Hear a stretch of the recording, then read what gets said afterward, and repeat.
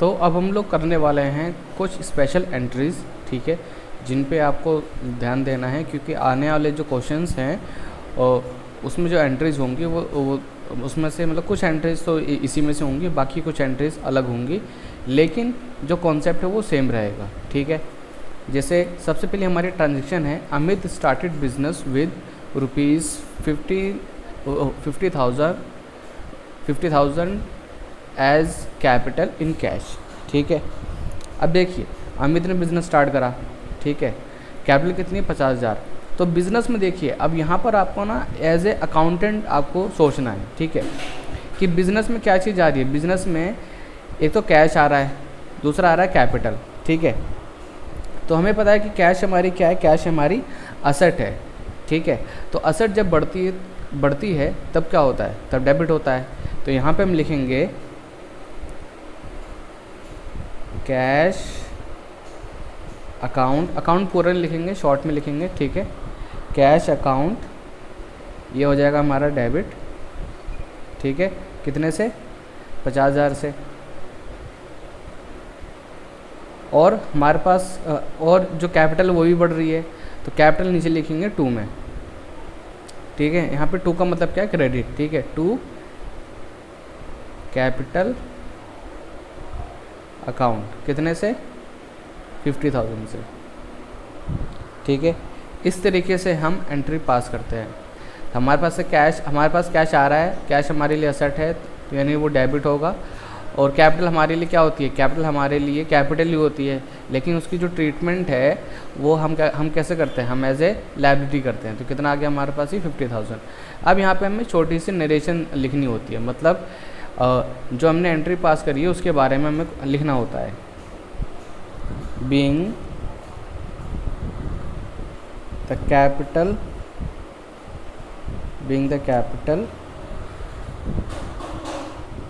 Introduced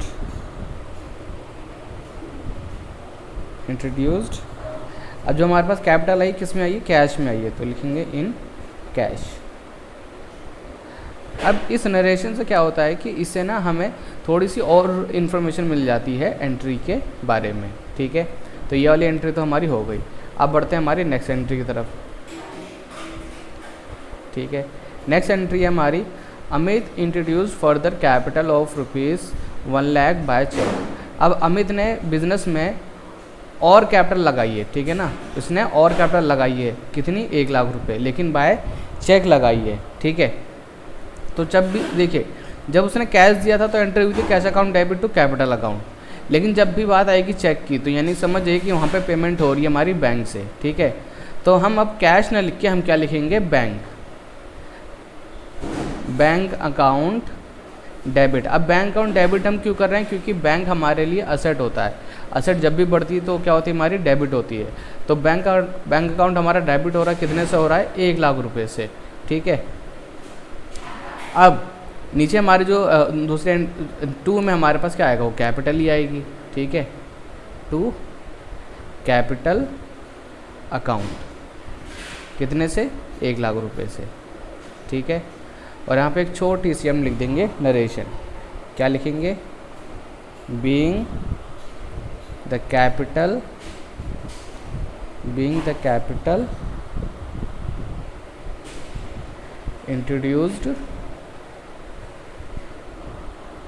introduced by cheque, ठीक है। ऊपर कैश था तो हमने क्या लिखा था, कैश। तो ये 2 एंट्री आई थिंक आपको समझ में आ गई होंगी कि ये मैंने एंट्री कैसे पास करी है, ठीक है। नहीं समझ में आया है तो आप समझ लीजिए, ठीक है। मैं अभी और भी एंट्रीज कराने वाला हूँ। अब देखिए यहाँ पर, Amit started business introducing capital of ₹50,000 in cash and ₹2 lakh by cheque. अब यहाँ पे देखिए पहली और दूसरी एंट्री दोनों का मिक्सअप हो गया है, ठीक है, कि अमित ने बिज़नेस स्टार्ट करा है और जब बिज़नेस उसने स्टार्ट करा है तो उसने 50,000 रुपये उसने कैश लगाए हैं और 2 लाख रुपए उसने चेक से लगाए हैं, ठीक है। तो आप चाहें तो ये 2 एंट्री आप पास कर सकते हैं, ठीक है, कि पहले आप पास कर दो cash account debit to capital account कितने से 50,000 से 50,000 से, और फिर दूसरी जो एंट्री आप पास कर सकते हो bank account debit to capital account, ठीक है। लेकिन यहाँ पर हम देखिए ये जो एंट्री होती है ना, इसे हम बोलते हैं सिंगल एंट्री। क्या बोलते हैं इनको हम? Single entry. लेकिन एक होती है कंपाउंड एंट्री। अब कंपाउंड एंट्री मैं आपको समझाता हूँ कैसी होती है। अब हमें पता है कि इस केस में कैपिटल तो हमारी बढ़ेगी, ठीक है। कैपिटल हमारी 2,50,000, इससे मतलब ये टोटल मिला के 2.5 लाख से हमारी बढ़ेगी, ठीक है। कैपिटल हमारी 2.5 लाख से बढ़ेगी। तो मैं सिंपल एंट्री कर सकता हूँ कि देखो कैश अकाउंट हमारा क्या होगा? कैश अकाउंट हमारा डेबिट होगा, ठीक है। और बैंक अकाउंट भी हमारा डेबिट होगा क्योंकि हमारे पास चेक आ रहा है, ठीक है। बिजनेस के पास चेक आ रहा है। लेकिन जो कैपिटल है, जो हमारी कैपिटल है, वो हमारी कितने से बढ़ेगी? वो हमारी बढ़ेगी, देखिए कैश हमारे पास कितना आ गया? 50,000, ठीक है। और चेक के थ्रू हमारे पास पैसा कितना आया है? 2 लाख रुपए, ठीक है। और कैपिटल हमारी कितनी बढ़ रही है टोटल? वो 2.5 लाख से बढ़ रही है, ठीक है। तो इसे हम बोलते हैं कंपाउंड एंट्री। तो कंपाउंड एंट्री कब होती है? जब एक अकाउंट कॉमन होता है। देखिए जैसे यहाँ पर अगर आप यहाँ ध्यान से देखें तो यहाँ पर भी कैपिटल अकाउंट क्रेडिट है, यहाँ पर भी कैपिटल अकाउंट क्रेडिट है। तो मैं चाहूँ तो इसको कंपाउंड करके भी मैं लिख सकता हूँ, ठीक है। तो वही चीज़ मैंने यहाँ पर करी है, ठीक है। अब यहाँ पर हम एक छोटी सी हम लिखेंगे नरेशन, ठीक है। खुद से भी आप एक बार ट्राई कीजिए। बीइंग द कैपिटल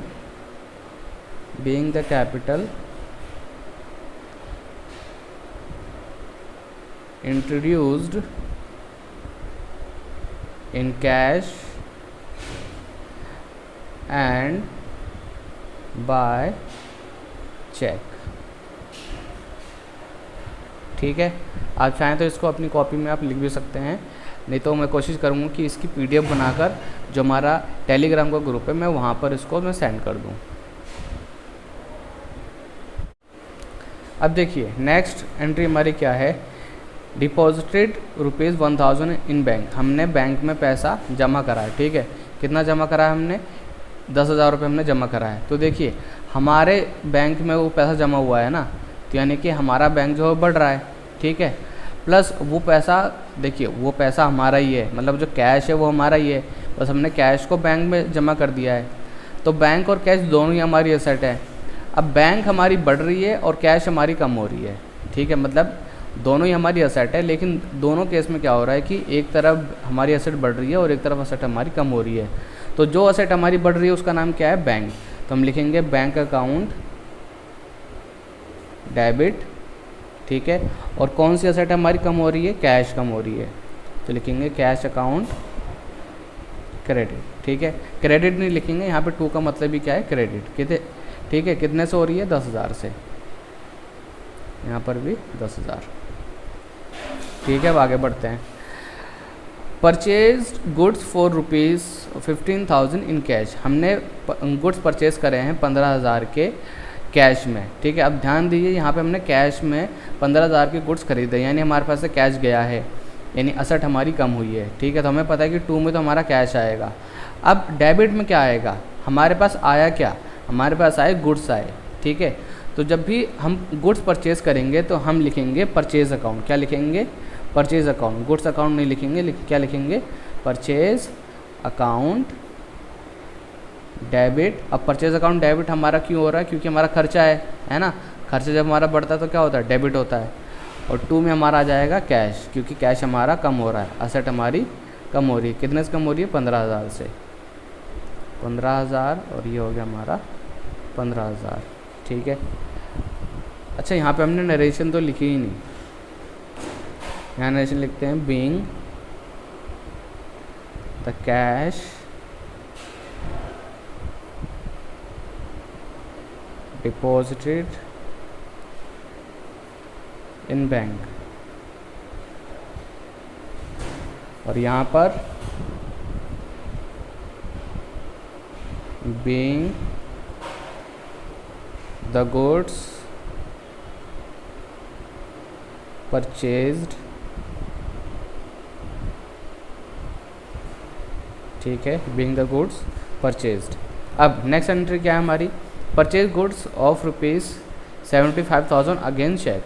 अब यहाँ पे हमने गुड्स तो खरीदे हैं लेकिन हमने चेक के थ्रू खरीदे हैं। तो मैंने जैसे कि आपको पहले बता रखा है कि जहाँ पर भी चेक आ जाए तो समझ जाना कि वहाँ पे ट्रीटमेंट बैंक से होगी। तो यानी यहाँ पर हमारा परचेज़ अकाउंट डेबिट तो होगा, ठीक है, परचेज़ अकाउंट यहाँ पे हमारा डेबिट होगा, लेकिन 2 में हमें यहाँ पर हमारा कैश नहीं आएगा, यहाँ पर आएगा हमारा बैंक। कभी चेक मत लिख देना, ठीक है। कितने से, 75,000 से,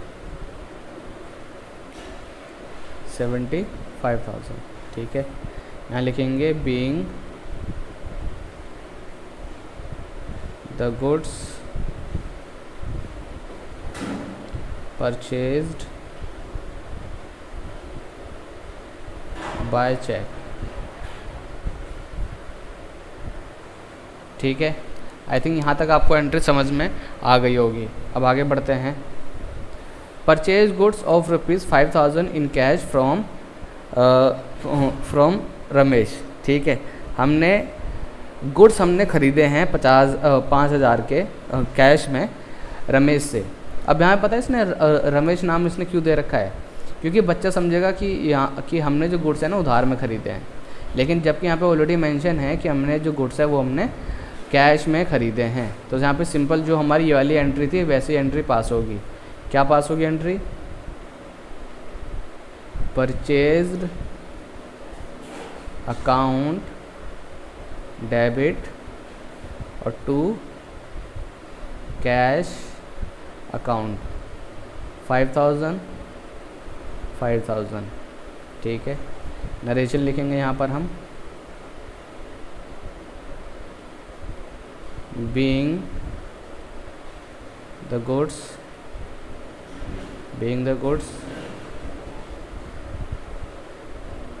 purchased, ठीक है। अब हम नेक्स्ट एंट्री की तरफ बढ़ते हैं, ठीक है। Purchase goods of ₹75,000 from Ramesh. अभी इस एंट्री पे आप ध्यान दीजिए, यहाँ पे कहीं ये नहीं लिखा है कि हमने जो गुड्स हैं जो खरीदे हैं वो कैश में ख़रीदे हैं, बस यहाँ पे नाम दे रखा है कि हमने रमेश से गुड्स हमने ख़रीदे हैं। तो जब भी नाम आ जाए तो समझ जाना कि वहाँ पर जो गुड्स हैं वो हमने उधार में ख़रीदे हैं, ठीक है। तो जब भी हम उधार में गुड्स खरीदेंगे तो एंट्री क्या होगी, परचेज्ड अकाउंट डेबिट टू में रमेश, टू में क्या आ जाएगा रमेश, कितने से 75,000, ठीक है। और यहाँ लिखेंगे बीइंग द गुड्स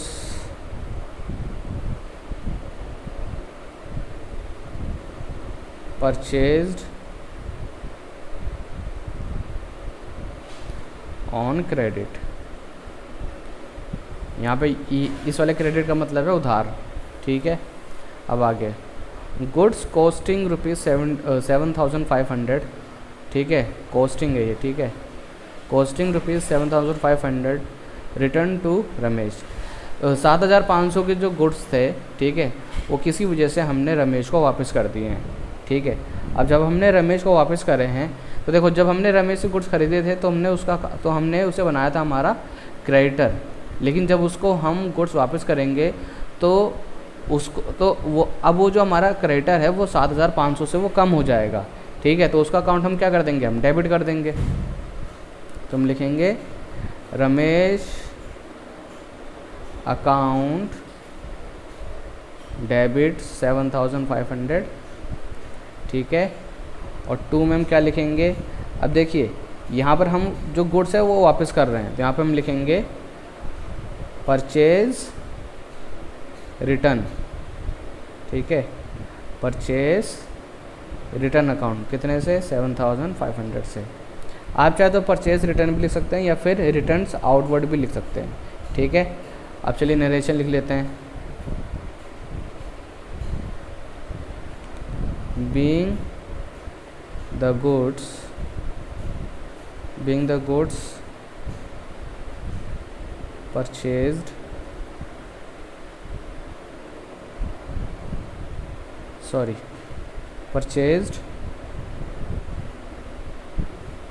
रिटर्न, ठीक है। Next, sold goods ₹4 in cash, हमने माल बेचा है 25,000 का कैश में, ठीक है। तो उसकी सिंपल एंट्री क्या होगी, देखिए हमारे पास कैश आया होगा और हमारे पास से माल गया है, ठीक है। तो कैश अगर आया है तो क्या वो असेट है, ठीक है, तो यानी डेबिट होगी। और हमने माल बेचा है तो इनकम हुई है, और तो जब इनकम होती है तो इनकम जब बढ़ती है तो वो क्या होती है, वो क्रेडिट होती है। तो यहाँ पे हम क्या लिखेंगे, cash account debit to sales account, ठीक है। कितने से, 25,000, ठीक है। Next, sold goods for ₹50,000 against cheque. अब यहाँ पे हमने माल जो है बेचा तो है, लेकिन वो हमने चेक के थ्रू बेचा है, मतलब हमारे पास कैश नहीं आया, हमारे पास चेक आया है। तो यानी जो पेमेंट है वो हमारे बैंक में आएगी। तो एंट्री, तो जहाँ पहले कैश आ रहा था वहाँ पे क्या आएगा, हमारे पास बैंक आएगा, बैंक अकाउंट डेबिट, और 2 में आ जाएगा हमारा सेल्स अकाउंट, ठीक है। कितने से, 50,000 से, ठीक है। तो आई थिंक इस वीडियो के लिए बस इतनी जनरल एंट्री ठीक रहेगी। और बाकी जो जनरल एंट्रीज़ हैं वो हम नेक्स्ट वीडियो में कवर करेंगे। अगर वीडियो पसंद आई है तो वीडियो को लाइक करें, कमेंट सेक्शन में कमेंट करके हमें ज़रूर बताएं कि आपको ये वीडियो कैसी लगी। और हमें सपोर्ट करने के लिए आप फ़ोनपे, गूगल पे, पेटीएम कुछ भी आप कर सकते हैं। तो मिलते हैं नेक्स्ट वीडियो में।